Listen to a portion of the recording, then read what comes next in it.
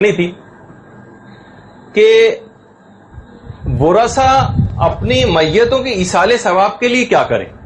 یہ خود ایک الگ سے ایک موضوع ہے. ہم نے یہ بیان کیا تھا کہ دفن کے بعد اگلے روز ورثہ میت قبر کے پر پہنچتے ہیں اور وہاں ان کو کیا کرنا ہے. تو یہ بات بیان ہو گئی تھی. اس کے علاوہ بھی جو اور باتیں ہیں کہ ان کو عام زندگی میں اپنے جو میتیں ہیں ان کے لیے جو آبا و اجداد جو گزر گئے ہیں, جو رشتہ دار مر چکے ہیں, ان کے ایصال ثواب کے لیے کیا کرنا چاہیے. سب سے پہلی چیز تو یہ ہے کہ ان کے واجبات کی ادائیگی کا اہتمام کروائی. معاویہ ابن وہب چھٹے امام جعفر صادق علیہ الصلوۃ والسلام کی خدمت میں آتے ہیں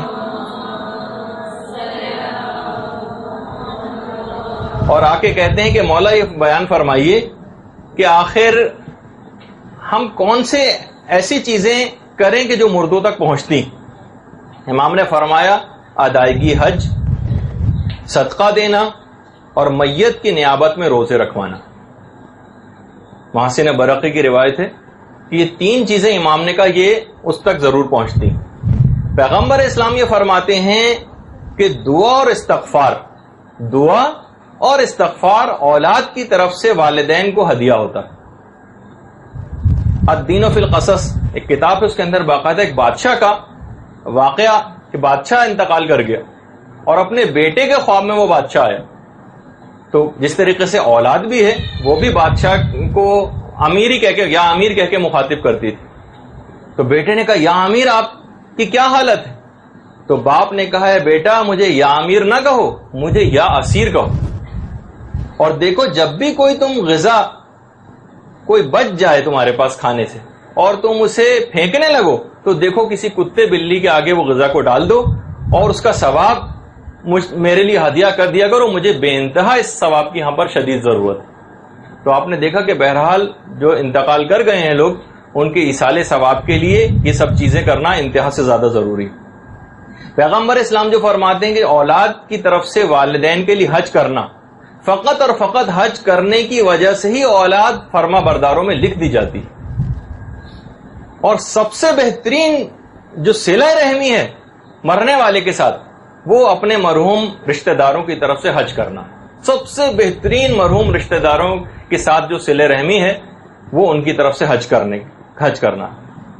پیغمبر اسلام فرماتے ہیں کہ جب بھی کوئی شخص ایصال ثواب کرتا ہے یعنی کسی کو کوئی ثواب ہدیہ کرتا ہے اس تک پہنچاتا ہے تو جبریل اسے نور کے طبقوں میں رکھ کر, نور کے برتنوں میں رکھ کر اس کو اس کے قبر کے کنارے لے جاتے ہیں اور اس سے کہتے ہیں کہ ہدیہ تیرے گھر والوں نے بھیجا, اس کو تو قبول کر. اس وقت وہ مرنے والا انتہائی خوشی اس ہدیے کو قبول کرتا ہے اور اس وقت جس وقت اس کے پاس یہ ہدیہ آیا ہوا ہوتا ہے تو اس کے پڑوسی بڑے غمگین ہو جاتے ہیں. پڑوسی تو باقاعدہ ایک روایت بھی ہے, سعد ابن عبادہ جو پیغمبر اسلام کے اصحاب میں سے تھے وہ آ کے پیغمبر کے پاس کہتے ہیں کہ یا رسول اللہ میری والدہ بغیر وصیت کے انتقال کر گئی, تو کیا میرا ان کے لیے صدقہ کرنا ان کو نفع پہنچائے گا. تو پیغمبر اسلام نے فرمایا ہاں سعد ان کے لیے صدقہ کرو چاہے بکری کے جلے ہوئے پائے کیوں نہ ہو. یعنی کبھی بھی آپ اس سے یہ نہ سوچیے گا کہ بس صرف بڑے بڑے ہی ہمیں کام کر رہے ہیں اور اتنی دیگیں ہی پکوانی ہیں تو ہی ایصال ثواب ہوگا. نہیں, جتنا بھی ممکن ہو سکے آپ کے لیے, جس قدر بھی ممکن ہو سکے میت کے لیے ایصال ثواب کرتی رہیے گا. اور باقاعدہ ایک مرد صالح کا ایک واقعہ کتاب میں پڑھ رہا تھا کہ جس نے خواب کے اندر یہ دیکھا تھا کہ اہل قبور حلقہ بنا کر کھڑے ہوئے ہیں. اہل قبور حلقہ بنا کر کھڑے ہوئے ہیں تو وہ جو شخص خواب دیکھ رہا تھا اس نے جا کر ان سے پوچھا کہ کیا بات ہے, کیا قیامت آ گئی ہے جو آپ اس طرح سے کھڑے ہوئے ہیں. تو اس پر اس ایک مردے نے جواب دیا جس کی روح وہاں پر موجود تھی قبروں کے اطراف میں, کہا کہ ہمارے ایک بھائی نے سورہ اخلاص پڑھ کر یہ ثواب ہم تک پہنچایا ہے جسے ہم 1 سال سے تقسیم کر رہے ہیں. تو آپ نے دیکھا کہ اتنے یعنی جو ہمارے لیے صرف چند سیکنڈز کی چیزیں ہیں لیکن مردوں کے لیے کتنا زیادہ فائدہ پہنچانے والی. تو کوشش کرنا چاہیے کہ روزانہ ہم اپنے مردہ مومنین کے لیے ہدیہ کرتے رہیں اور نیک اعمال جو. خود پیغمبر اسلام کے پاس ایک شخص آتا ہے اور کہتا ہے کہ میرے والد وفات پا چکے ہیں، اب میں کس طرح سے ان سے صلہ رحمی کر سکتا ہوں، کیا کون کون سی نیکیاں ان کے لیے کر سکتا ہوں؟ پیغمبر نے فرمایا کہ 4 حقوق تمہارے والدین کے تم پر اب بھی باقی، 4 حقوق۔ نمبر 1 دعا میں کبھی ان کو فراموش نہ کرنا۔ نمبر 2 ان کے کیے گئے وعدوں کو پورا کرو، یعنی جو انہوں نے جو وعدے دوسروں سے کر کے گئے ہیں ان کو پورا کرو۔ تیسری چیز یہ ہے کہ ان کے دوستوں کا عزت و اکرام کرو۔ عام طور پر یہ ہوتا ہے کہ والد مثلا بوڑھے تھے، انتقال کر گئے، ان کے جان پہچان والے جو ظاہر ہے جو ان کے ہم عمر ان کے دوست ہوں گے وہ بھی بہت بوڑھے ہوں گے، تو لوگ عام طور پر ان کی طرف دیکھتے نہیں ہیں، التفات بھی نہیں کرتے۔ پیغمبر نے فرمایا کہ یہ جو 4 حقوق ہیں تمہارے والدین کے، ان میں سے ایک ان کے دوستوں کا عزت و اکرام ابھی بھی کرنا ہے۔ اور نمبر 4 اپنے والدین کے رشتہ داروں کے ساتھ نیکی کرتے رہو، کیونکہ اب ان کے رشتہ دار بھی جیسے بہت اب ہمارے لیے بڑے پرانے اور بوڑھے وہ ہو گئے ہیں، اور ہم بہت سارے لوگ ان سے بات کرنے کے لیے جانا بھی پسند نہیں کرتے، تو پیغمبر اسلام کی یہ 4 حقوق ایسے ہیں جو والدین کے مرنے کے بعد بھی باقی رہتے ہیں۔ الدین فی القصص، جس کا میں نے اس سے پہلے حوالہ دیا تھا، اس کتاب کے اندر سمرقند کے ایک شخص کا، ایک مومن کا ایک واقعہ بھی نقل کیا گیا کہ وہ مومن شدید ترین ایک دفعہ بیمار پڑ گیا۔ اس نے بہرحال منت مانی کہ اگر میں اس بیماری سے صحتیابی پا گیا تو جمعے کے دن میں جو کچھ بھی کماؤں گا اپنے مرحوم والدین کے لیے صدقہ کیا کروں گا۔ بہرحال وہ اس طریقے سے دن گزرتے رہے، وہ جو جمعے کے دن کماتا تھا وہ اپنے مرحوم والدین کو صدقہ کر دیا کرتا تھا۔ ایک دن جمعے کے دن صبح سے شام تک، بہرحال غریب شخص تھا، ڈیلی ویجز ٹائپ کی کوئی اس کی جاب تھی، پورا دن جمعے کا نکل گیا لیکن اس دن اس کو کوئی کام ہی نہ ملا، یہاں تک کہ شام ہو گئی، شدید ترین پریشانی میں گھر واپس آیا کہ بہرحال اب تو منت میں نے مانی تھی، اس کا پورا کرنا بھی واجب ہے۔ ایک عالم کے پاس گیا، عالم کے پاس گیا کہ کہا کہ میں تو جمعے کے دن جو کماؤں گا وہ ہدیہ کروں گا، تو آج تو میں کچھ کما ہی نہیں سکا، میں اپنی منت کو کیسے پورا کروں؟ ان عالم نے کہا کہ تم یہ کرو کہ تو ان کے سامنے اس پھلوں کے چھلکوں کو جا کے ڈال دو، جب وہ کھا چکے ہیں اس کو تو اس کا ثواب اپنے والدین کی روح کو ہدیہ کرو۔ جمعے کے دن اس نے یہ کام کیا۔ ہفتے کی رات کو جب سویا تو اس نے خواب میں اپنے والدین کو دیکھا جو انتہائی خوش تھے، اس کو اپنی آغوش محبت میں اس کے والدین نے لے لیا، کہا بیٹا جس چیز کی ہمیں ضرورت تھی تم نے وہ چیز ہم تک پہنچائی، خدا تم سے راضی و خوش رہے۔ اب دیکھیے اس سے بھی ایک اندازہ آپ لگانے کی کوشش کریں کہ اتنی چھوٹی چھوٹی سی چیزیں کہ اس نے کوڑے پر سے جو چھلکے تھے پھلوں کے ان کو دھونے کے بعد جانوروں کو کھلا کے اس کا ثواب صدقہ کیا، تو وہ بھی اس کے والدین کے کتنا زیادہ کام آیا۔ اچھا، اسی طریقے سے خالی یہی نہیں کہ ہم سوچتے ہیں کہ بھائی یہ تو جو کہ عام قسم کے لوگوں ان کو اس ثواب کی زیادہ ضرورت ہوتی ہے، اور جو بڑے بڑے علماء ہیں اور ان کے والدین ہیں وہ تو پہلے سے اتنے غنی اور وہ سب ہوتے ہیں کہ ان کو تو اس چیز کی ضرورت ہی نہیں۔ آیت اللہ محمد حسین طباطبائی کہ ایک بھائی تھے محمد حسن طباطبائی، فلسفے کے بہت بڑے عالم تھے، ان کا ایک شاگرد تھا سید محمد حسن طباطبائی، آیت اللہ سید محمد حسین طباطبائی کے بھائی۔ ان کا ایک شاگرد تھا تبریز میں جو تحذیر ارواح کا ماہر تھا، ارواح کو حاضر کرنا۔ اچھا، اتنا میں اور بتا دوں کہ موجودہ مجتہدین کے فتوے میں تحذیر ارواح حرام ہے، ارواح کو حاضر کرنا، اور بہرحال یہ ایک علم اور فن ہے اور یہ چیز پاسبل ہے۔ اتنا میں بتا دوں کہ یہ چیز بالکل پاسبل ہے، روحوں کو عالم ارواح سے بلا لینا، لیکن بہرحال موجودہ مجتہدین نے اس کو حرام قرار دیا، آقا کوئی نے بھی حرام قرار دیا تھا۔ اچھا، صرف آیت اللہ خامنہ ہیں جو تحذیر ارواح کو مطلقاً حرام قرار نہیں دیتے، فرماتے ہیں کہ اگر ان کو اذیت نہ ہو اور کوئی اور حرام اس کے اندر نہ آئے تو بہرحال تحذیر ارواح میں شرعاً کوئی قباحت نہیں۔ لیکن آقا سیستانی ہیں، آقا کوئی ہیں اور دیگر جو علماء ہیں وہ یہ کہتے ہیں کہ بہرحال ارواح کو بلانے میں ارواح کو ایک اذیت تو ہوتی، اور ارواح کو اذیت پہنچانا یہ بھی حرام ہے۔ تو لیکن بہرحال یہ نجف کے اندر باقاعدہ مراجع کے سامنے کچھ جو اس کے ماہر تھے انہوں نے اپنے فن کا مظاہرہ بھی کیا اور پرانے بڑے بڑے علماء کی ارواح کو حاضر کیا تھا. ایک پورا واقعہ بڑا تفصیل کے ساتھ جو انشاءاللہ کبھی اور ہم سنائیں گے. لیکن بہرحال تو آیت اللہ طباطبائی فرماتے ہیں کہ میرے بھائی محمد حسن طباطبائی نے اپنے اس شاگرد کے ذریعے کئی ارواح سے رابطہ کیا تھا اور کہہ رہے ہیں کہ اس شاگرد کا میرے بھائی سے بھی اس سے پہلے کوئی رابطہ نہیں تھا. اس سے پہلے ان کا کوئی رابطہ نہیں تھا اس سے. جب انہوں نے پوچھا کہ بھائی تم میرے پاس تمہیں کس نے بھیجا ہے علم حاصل کرنے کے لیے فلسفے کا, کہا کہ مجھے فلسفے کا علم حاصل کرنے کا بہت شوق تھا اور یہ علم مجھ کو پہلے سے آتا تھا تحذیر ارواح کا, تو میں نے ارسطو کی روح کو حاضر کیا تھا. تو ارسطو کی روح نے مجھ سے کہا, اور میں نے ارسطو کی روح سے سوال پوچھا کہ میں فلسفے کا علم کس سے حاصل کروں, تو ارسطو کی روح نے کہا کہ تم ملا صدرہ کی کتاب اسفار خریدو اور اس کے بعد محمد حسن طباطبائی جو آیت اللہ محمد حسین طباطبائی کے بھائی ہیں ان کے پاس جا کر اس کو پڑھو. ارسطو 3000 سال پرانا ارسطو کا دور ہے. اس کے بعد اس نے ارسطو کے بعد افلاطون کی روح سے اور ملا صدرہ کی روح سے بھی مشکل ترین مسائل کا حل دریافت کیا تھا ان کے بھائی نے. اور افلاطون کا ایک جملہ بھی انہوں نے کوٹ کیا کہ افلاطون نے کہا تھا کہ تم لوگ خدا کا شکر ادا کرو اور اپنی اہمیت کو سمجھو کہ ہم جس زمانے میں تھے تو ہم کلمہ توحید کو اپنی زبان سے ادا بھی نہیں کر سکتے تھے جو اتنی آسانی کے ساتھ آج اپنی زبان سے ادا کر رہے. تو آیت اللہ طباطبائی فرماتے ہیں کہ وہ جس شخص کی بھی روح کو چاہتا تھا حاضر کر دیتا تھا. البتہ 2 علماء کی ارواح کو وہ حاضر نہیں کر سکا, رضی الدین ابن طاؤس اور سید مہدی بحر العلوم, جن کا ابھی میں نے پورا واقعہ آپ کی خدمت میں پیش کیا.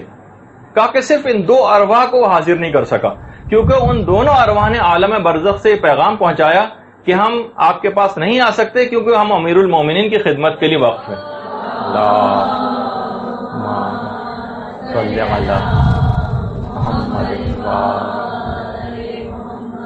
ہم امیر المومنین کی خدمت کے لیے وقف ہیں, ہم آپ کے پاس نہیں آ سکتے.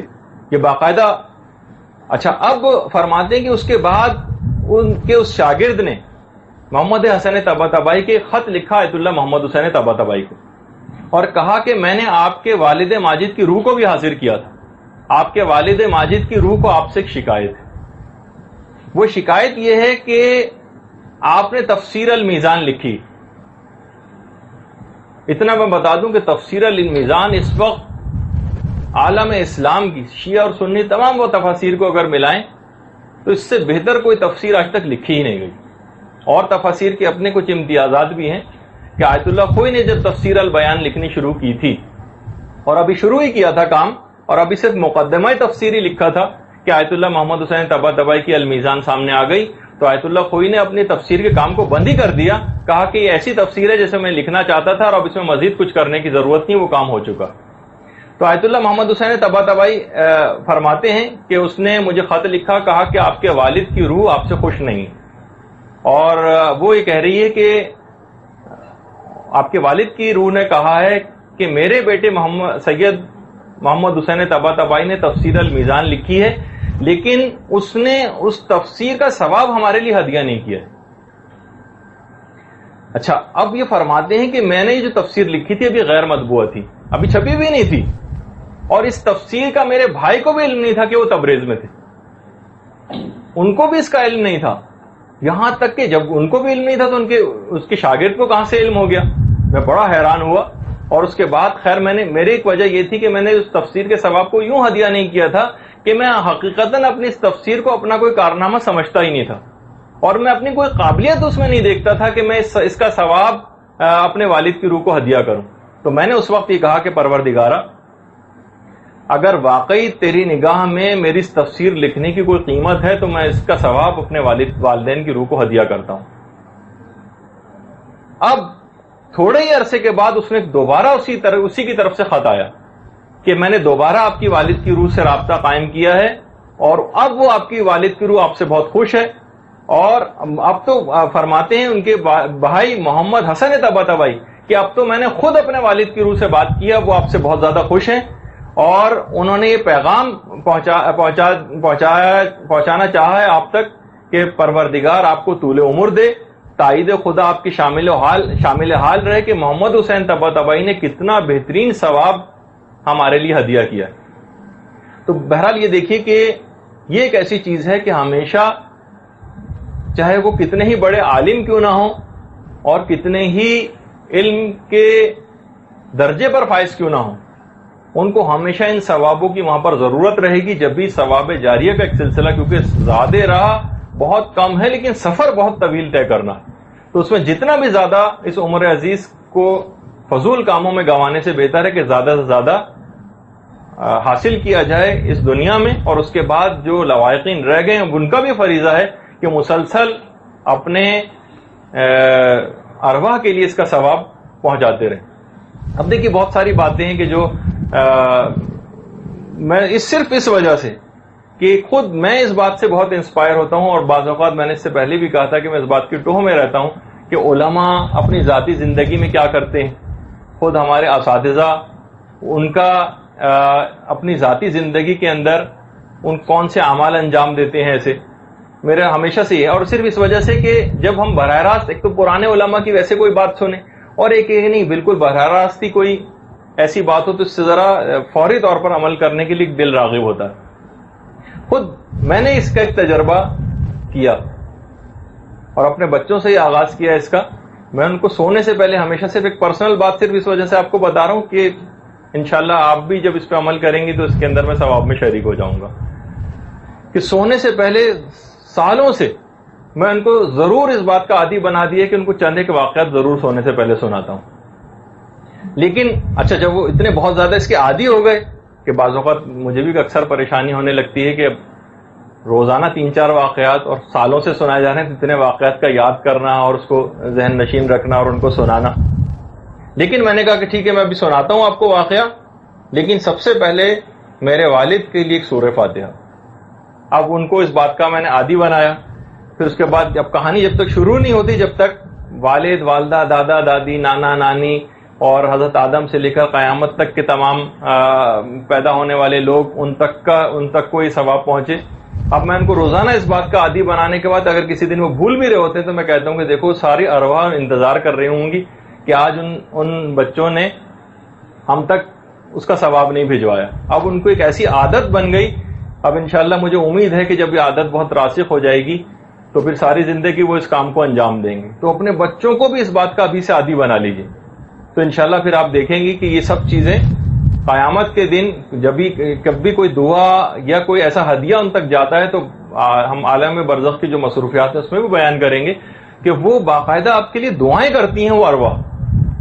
اور اس کے بعد جب آدم تا قیامت تک آنے والے تمام مومنین کی بات ہوگی تو وہ سب کی سب جب آپ کے لیے دعا کریں گی تو آپ سوچیے کہ آپ کا اجر و ثواب، اور جب خود ان تک پہنچیں گے تو وہ کیسا استقبال کریں گے آپ کا۔ تو ایک سونے سے پہلے یقیناً آپ بھی کچھ اعمال انجام دیتی ہوں گی، لیکن بہرحال اپنے آنے والی نسلوں تک اس بات کو منتقل کرتی جائے گی۔ باقاعدہ جو ثواب جاریہ والی چیزیں ان میں خود جیسے کہ ابھی حضرت ابو سعید خدری جن کا میں نے اس سے پہلے حوالہ دیا، انہی کی ایک حدیث پیغمبر اسلام سے اور بھی پیغمبر فرماتے ہیں اللہم صلی علی محمد وعلی کہ جو شخص بھی کتاب الہی میں سے کسی ایک آیت کا علم حاصل کرے یا علم دین کا ایک باب حاصل کرے اور دوسرے کو سکھا دے، یا جسے میں تھوڑا سا اس میں اپنا ذاتی اضافہ اور کر دوں، حدیث میں اضافہ نہیں کر رہا، چاہے وہ ایک شرعی مسئلہ ہی کسی کو کیوں نہ بتا دے، تو پروردگار قیامت تک اس کے ثواب کو بڑھاتا رہے گا، بڑھاتا رہے گا، بڑھاتا رہے گا، یعنی رکے گا ہی نہیں۔ آپ نے تو صرف ایک مسئلہ فقہ بتایا لیکن اس کا ثواب اتنا زیادہ بڑھتا جائے گا۔ ہم کیوں اتنا زیادہ بار بار آپ کے اوپر ایک زور زبردستی کرتے ہیں اور اکثر تلخی کی حد تک بھی بات پہنچ جاتی ہے۔ آپ لوگ سوچتے ہوں گے پتہ نہیں ہمارے پیچھے ڈنڈا لے کے کیوں یہ لوگ پڑ گئے، لیکن صرف اس وجہ سے کہ اس چیز سے واقف ہیں، علماء سے باقاعدہ سامنے بیٹھ کر چیزوں کا استفسار کر چکے ہیں اور کہا کہ اس سے بڑھ کر کوئی ثواب کا کام پوری کائنات میں ہے ہی نہیں، علوم آل محمد کو لوگوں تک پہنچانا، اس سے بڑھ کر کوئی ثواب کا کام نہیں۔ تو بہرحال اچھا ایک تو ثواب جاریہ یہ ہوا کہ چاہے کتاب الہی کی کوئی آیت یا دین کا ایک باب یا کوئی ایک شرعی مسئلہ بھی لوگوں کے سامنے آپ پیش کر دیں تو یہ قیامت تک اس کا ثواب بڑھتا رہے گا اور آپ کے لیے ثواب جاریہ کا سبب بنے گا. اچھا، بہت ساری روایات کے اندر چند ایک چیزیں باتیں اور بیان ہوئی ہیں. مثلا اگر کوئی شخص کسی درخت کو بو دے اور اس کے بعد اس کے سائے اور پھل سے لوگ استفادہ کریں، روایات میں یہ چیز آئی ہے. وہ کنواں اگر کوئی شخص کوئی کھود دے اور اس کے پانی سے لوگ استفادہ کریں، وہ نہر جو کوئی شخص جاری کر دے اس سے پانی رواں ہو اور لوگ اس سے استفادہ کریں. علماء نے کہا کہ دیکھیے یہ روایتوں میں یہ سب چیزیں ہیں لیکن اس وقت کنویں کا ویسا دور نہیں رہا. اچھا، درخت ویسے تو مختلف جگہوں کے اوپر ہے لیکن عام طور پر درخت کا ویسا رجحان نہیں کہ کوئی درخت اس انداز سے کوئی لگایا جائے. تو علماء نے فرمایا اصل میں درخت، کنواں اور نہر سے مراد یہ ہے، اس سے نہر سے یہ مراد یہ بھی ہے کہ آپ کسی کی ایسی تربیت کر جائیں، کسی کی ایسی رہنمائی کر جائیں تو جب تک وہ اپنے ان اعمال کو انجام دیتا رہے گا آپ کو اس کا ثواب اور فائدہ مستقل پہنچتا رہے گا، جب تک بھی وہ اس عمل کو انجام دیتا رہے گا تو آپ سب اس کے ثواب میں شریک ہو جائیں گے. جب یہ ہے نا وہ نکتب مقدم و آثارہم، ان کے کیا کیا چیزیں لکھی جاتی ہیں، جو کچھ وہ کر کے گئے وہ آثارہم، اور جو آثار اپنے پیچھے چھوڑ کے چلے گئے، یعنی کسی کو کوئی بات بتا گئے، اس کی کسی کی ایسی تربیت کر دی. ہمارا کتنا جو بہت ساری چیزیں اتنی تفصیل سے جو ہم پڑھا رہے ہیں یہاں پر، ہم نے اس سے پہلے کوئی کلاس ہوئی تھی، شاید جونیئر کلاس تھی، ان سے بھی میں نے یہ بات کہی تھی. ہم بہت سی چیزیں بہت سرسری سے بھی کر کے گزر سکتے تھے لیکن ہمارا ارادہ یہی ہوتا ہے کہ ہم اس طرح سے ایک تربیتی امور کو آپ میں انجام دے لیں کہ ہم صرف یہ بھی کر سکتے ہیں ایک سال میں آپ کو اہم چیزیں پڑھائیں اور فارغ کر دیا، نیا بیچ آ گیا، ہمارے لیے بھی کام آسان. لیکن تفصیل سے اتنا زیادہ پڑھانے کا مقصد یہ ہے کہ آپ معاشرے کے اندر باقاعدہ کام کر سکیں، بچوں کو پڑھانے کے لحاظ سے، عورتوں میں کام کرنے کے لحاظ سے ایک ایسی فورس ایک تیار ہو جائے جو کہ سمجھیں کہ ایک سیکنڈ لائن کے طور پر ایک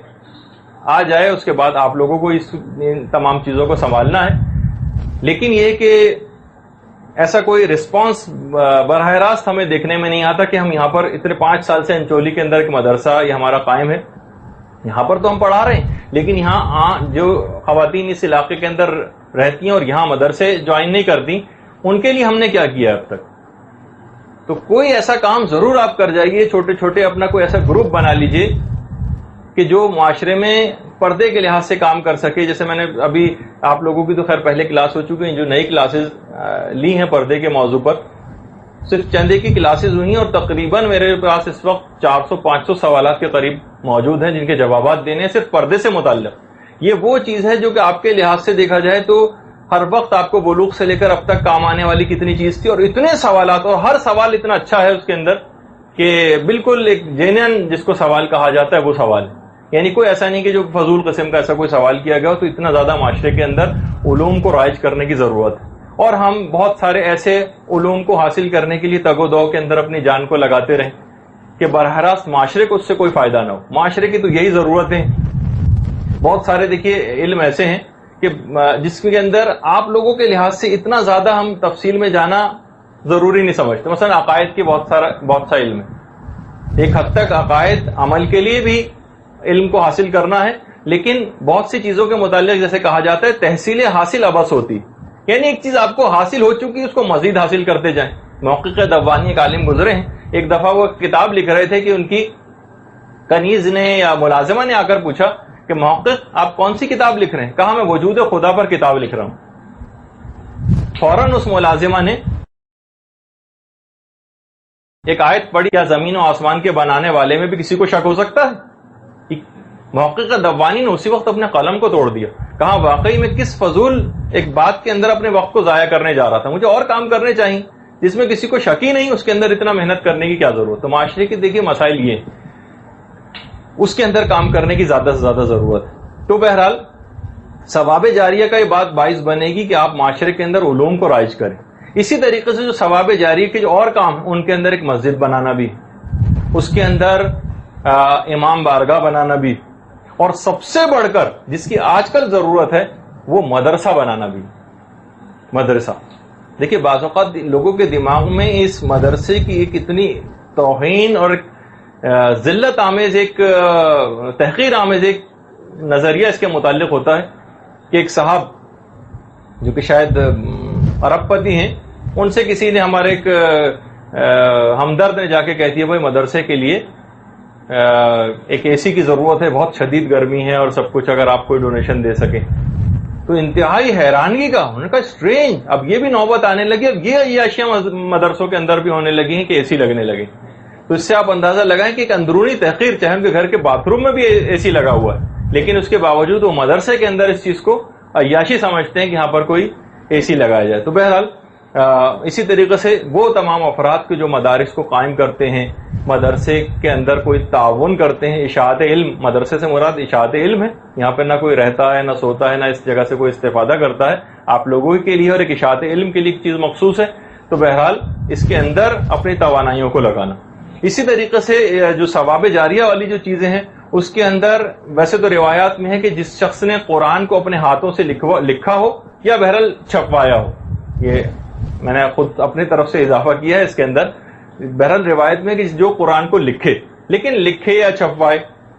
اسی طریقے سے الگ سے اس بات کو بیان کیا کہ جو علوم کی شمع کو روشن کرے، علوم کی شمع کو جو روشن کرے، یہ بھی ثواب جاریہ والی چیز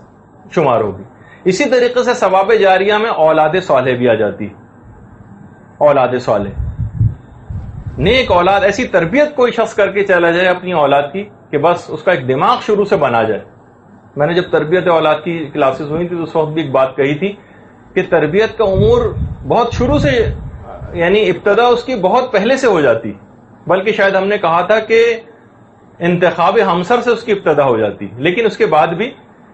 بچے کی تربیت میں شروع کے دنوں کو ضائع نہیں کرنا چاہیے. کہا جاتا ہے، اور علماء کا بھی جملہ ہے جنہوں نے اس موضوع پہ کام کیا ہے، کہ 4 سال کی عمر میں بچے کی شخصیت مکمل ہو چکی ہوتی، اس کے بعد بہت مشکل ہے کہ آپ اس کی شخصیت کے اندر کوئی تبدیلی پیدا کر سکیں. البتہ کوئی مایوس ہو کے بھی نہیں بیٹھنا چاہیے، کوشش اپنی کرتے رہنا چاہیے، لیکن بہرحال ایک عمومی قانون یہ ہے کہ 4 سال کی عمر میں اس کی شخصیت مکمل ہو جاتی ہے. پہلے جو کرنا چاہے کر دیجئے اس کے ساتھ. کوڑا، جیسے امام کا جملہ نہیں ہے کہ بیٹا حسن،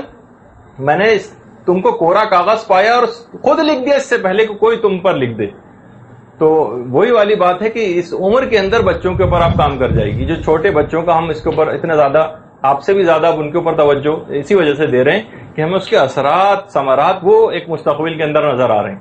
بڑوں کو تبدیل کرنا بہت مشکل کام ہوتا ہے، لیکن بچوں کو جس جگہ آپ صحیح ایک دفعہ سمت اور ایک ٹریک دے دیں تو آئندہ آنے والا زمانہ بہت خطرناک ایک زمانہ ان لوگوں کے لیے آنے والا ہے. ابھی سے ان کی بنیادیں مستحکم ہوں گی تو آگے ایک صحیح مومن کے طور پر معاشرے کے اندر کارآمد بن سکیں گے. حضرت عیسیٰ ایک دفعہ گزر رہے تھے، روایت میں ہے، اور دیکھا کہ ایک قبر کے اوپر عذاب ہو رہا ہے. جب واپس آئے تو دیکھا کہ عذاب برطرف ہو گیا. تو اپنے اصحاب سے فرمایا کہ اس صاحب قبر کا ایک بیٹا تھا، اس نے ایک راستے کو درست کر دیا، یعنی روڈ بنوا دی ایک جگہ پر، اور ایک یتیم کو پناہ دے دی، بس اس کی وجہ سے یہ مردہ بخشا گیا. امام حسن اور امام حسین علیہ الصلوۃ والسلام، اللہم صلی علی محمد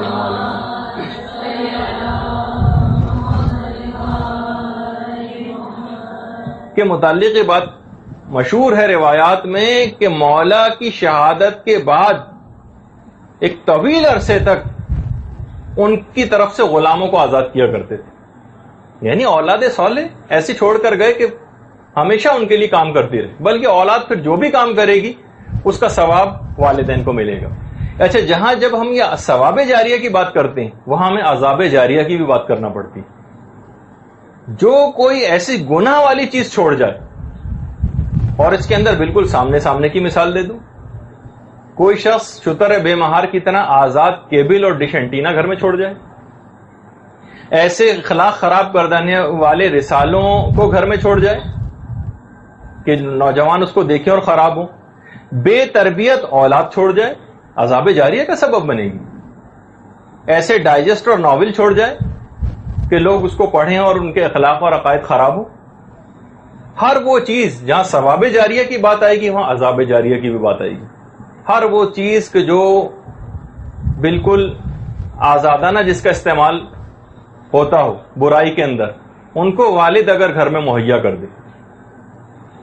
پیغمبر اسلام ہی تو جملہ فرماتے تھے، جو کسی بری چیز کا رواج ڈال جائے گا کہ لوگ مرنے کے بعد بھی اس پر عمل کریں تو جتنا ان عمل کرنے والوں کو گناہ ہوگا اتنا ہی اس رواج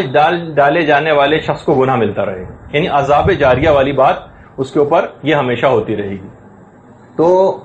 اس لحاظ سے بھی آپ نے دیکھا کہ اس سے بھی اپنے آپ کو بچانا ہے کہ ایسی گمراہ کن چیزیں کوئی گھر کے اندر ہمارے مرنے کے بعد اور زندگی میں بھی دیکھیے کہ کوئی ایسا غلط استفادہ ان سے کوئی نہ کر سکے. ورنہ جو خرید کر لایا جس کے قبضے میں وہ چیز ہے وہ اس کا ذمہ دار شمار ہوگا, یا گھر کا وہ نگران, یا گھر کے امور کی باگڈور جس کے ہاتھ میں ہے وہ اس